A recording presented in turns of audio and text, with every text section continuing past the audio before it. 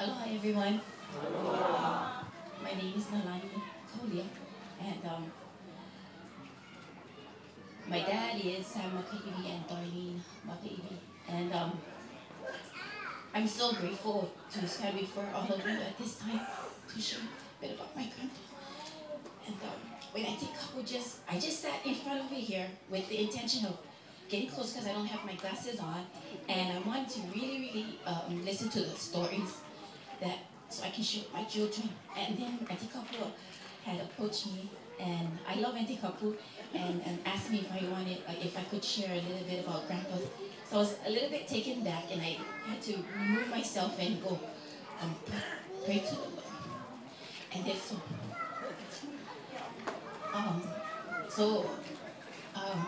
I'm very thankful to be standing before you once again, and I pray that I may have my Heavenly Father's guidance in whatever I say and whatever is mentioned, that I may not hurt any of you in any way.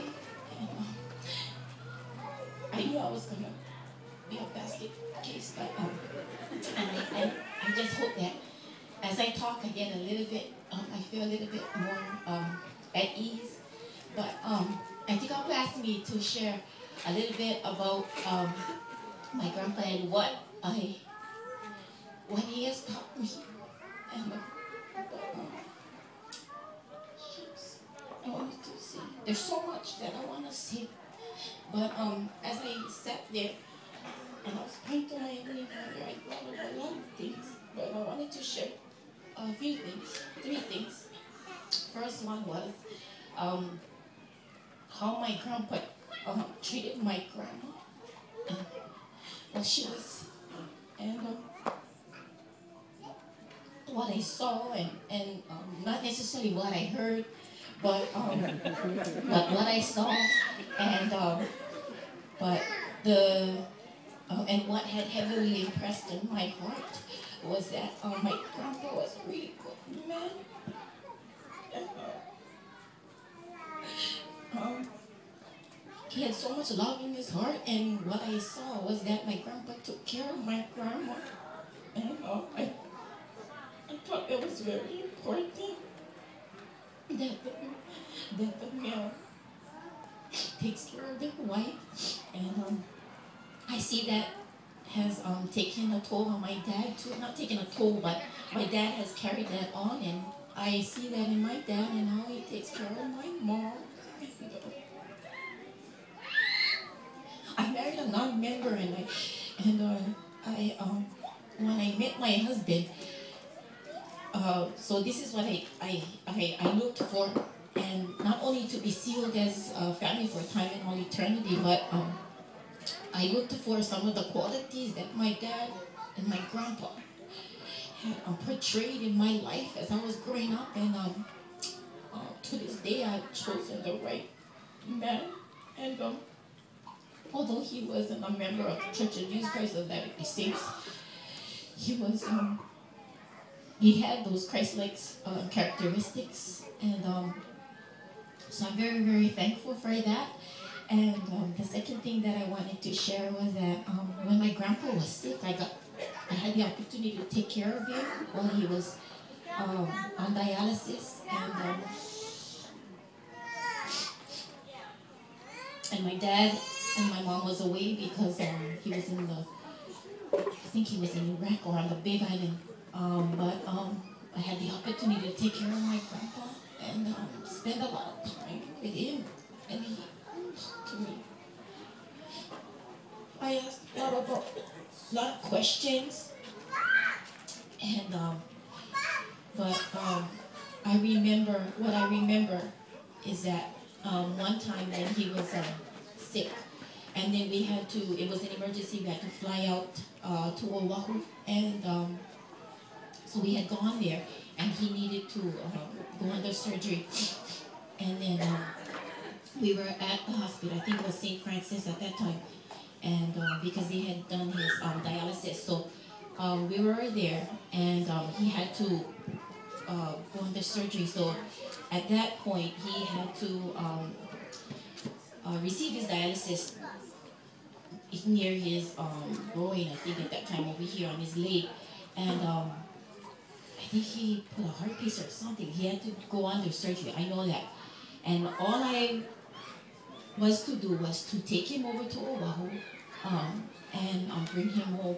So after his surgery, I waited and I prayed to my Heavenly Father, because I love my grandpa. And then, so I waited, and when my grandpa was done, I went into the room, and he after the doctors left, he started to he got up. He's supposed to rest, and so he told me to. He started to get up off of the bed, and but I told him I was, telling him he needed to rest, but he insisted on me putting on his sweater that he had over the hospital gown, and I, as obedient as I was, I listened, and at the same time I asked Grandpa, "Why? What we gonna do? You gotta rest. The doctor said you gotta rest."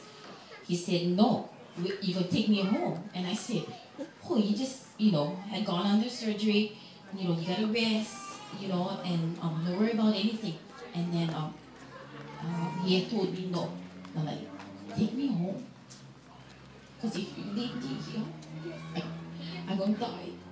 And then so I said, "Okay." And then so I felt like a criminal. So I had snuck, I went out into the room, out of the room. I looked at and where he was placed. They placed him by the, where the counters were, right where you check in. And so I looked out, watched, and then there's like a high counter there. And then so the nurse is looking down. So I watched. I went out. I pressed the elevator door. So and then I already. At that time, really quickly, I carried my grandpa because he was very, very light at that time, and I put him on the wheelchair, got him ready, and then I pressed the button for the elevator, and I watched the nurse's his head was still down, and then as soon as I heard ding, the door opened. I waited, I heard it open up, and then I pushed my grandpa really fast in there.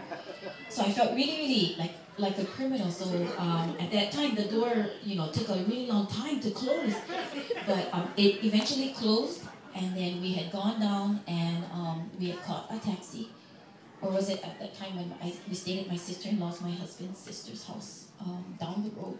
But anyway, we had gone to Air Molokai and got on the plane, and as I was getting my grandpa, helping him up, walk onto the plane, and as I was sitting him down and strapping him down, my cell phone rang, and I answered it.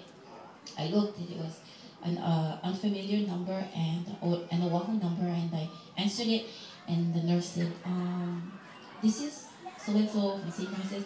I'm looking for Samuel Makaiwi." And I said, "This is his granddaughter Nalani. I'm sorry. Thank you for all that you did. I'm taking him home. Bye." So I hung up, and then we had gone. So when we reached home to Molokai, my grandpa lived for a long period of time. And during that time, he kept on asking me to go outside to check the coconut trees and the mango trees. So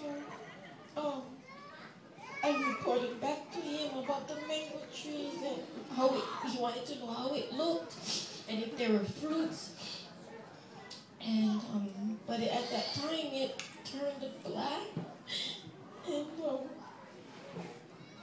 and everything was brown, and there was no fruits on the coconut trees. But and it was really important for me to tell him, because he asked me all the time how it was. It was as if that I asked him, "Why you asked me to go check on the trees?" And then he said, "No, he just wants to know." It was so I got the impression that he could tell how, his situation and, how much more time he had on this earth. But I'm very thankful for my grandpa, and after he passed on, I had a really, really hard time, but I would dream about him, and um, I had this one dream too, many times, that I looked out the door, and then I saw this farm of kalo, taro, and banana trees, and it was if that I was to do it, but I never did uh, plant any taro or anything, but maybe because I don't have the patience, but I'm very thankful to share with all of you these experiences. There's much, much more. Oh, and yeah, that's it. I'm going to leave it right there. But yeah, and I love all of you, and thank you again.